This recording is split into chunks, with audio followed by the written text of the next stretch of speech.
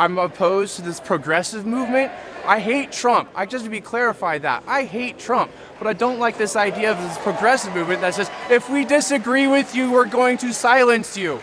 There is no communication in that. That is another form of communism. Go along to get along because we want this way, and if you don't like it, kick rocks. I have some difficult news for everyone. The progressive liberal agenda isn't about being nice. It's about confronting evil, violence, trauma, and death. It's about acknowledging the ways systemic power, systemic oppression, systemic evil work in our world around us. I'm not fighting for diversity. I'm not fighting for tolerance. I'm fighting to overturn horrific systems of dehumanizing oppression. If you want to pretend that the racial and gender horror in the world has already been righted, was righted in the 1960s, is almost righted now, or can hope to come close to being righted in your lifetime, you're not getting the picture. We have a collective buildup of hundreds, thousands of years of injustice to metabolize. 100 people got arrested in Washington, D.C. How many? For vandalism, the protests. Yes, it's important for intellectual growth to have variety. It's important that unpopular ideas get a hearing.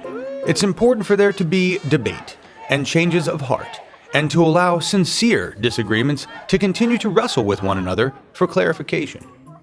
I have no interest in our universities being populated by people who think like me, but I do have an interest in them being populated with people who think. Their roots run deep, both culturally and spiritually. All worldviews are not inherently equal. Conservative thinking is, by definition, bent on conserving the status quo. It is often regressive, a shrinking, a backward movement, a return to previous points in cultural, political, and intellectual development. The fact that humanities departments are exceptionally lacking in conservatives and dogmatically religious people highlights this reality. Psychology, poetry, sociology, political science, people who have wrestled with the human condition, the human soul, literature, and art are the least likely to give credence to backwards ideas that are diminishing to human value and human dignity. When liberals storm the city's streets to protest, rally, and yes, riot in response to a Trump election, conservatives cry foul. They cry double standard. Liberals expect conservatives to accept election results that they don't like. Why won't the liberals accept election results that didn't go in their favor? Why won't the liberals be relativists, like we want them to be, and treat all outcomes as equally valid?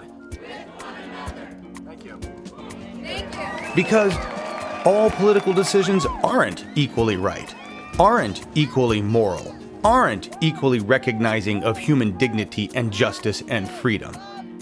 Because democracy isn't the only value we hold. Rather big. I appreciate that you guys just stopped in for all the intersections, so that's really good. We were trying. We don't accept the 51% enslaving the 49 by popular vote. We believe in human rights. We believe in the Bill of Rights. Because we balance the will of the people with the sanctity of each individual life. And no, your right to not sell flowers doesn't outweigh someone else's right to get married.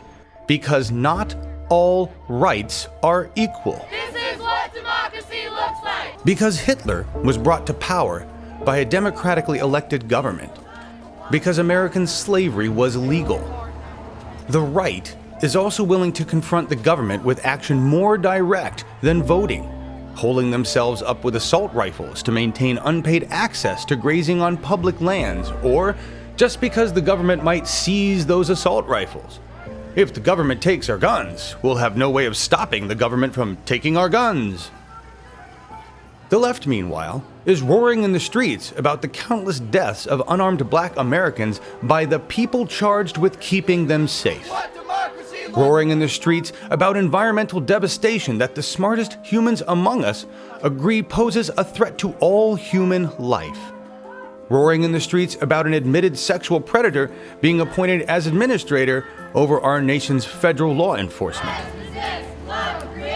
Conservatives Not having taken to the streets to riot when Obama was elected doesn't prevent us from taking to the streets to direct as much resistance to Trump as humanly possible. Because Trump and Obama aren't equal. Conservatives being deeply outraged and fearful when Obama was elected doesn't negate or somehow counterbalance the outrage and fear on the left right now. Because the right was afraid of ridiculous, imagined fantasies of end times persecution and wildly inaccurate information. When the primary source of terror in living under Obama administration is that he's a Muslim, you don't have 1 ounce of sympathy from me. Yes, I am deeply, painfully aware of the left's failures, but the overall movement for dismantling kyriarchy, for human dignity, for restorative justice, is stifled by bullshit, misdirection, and gaslighting.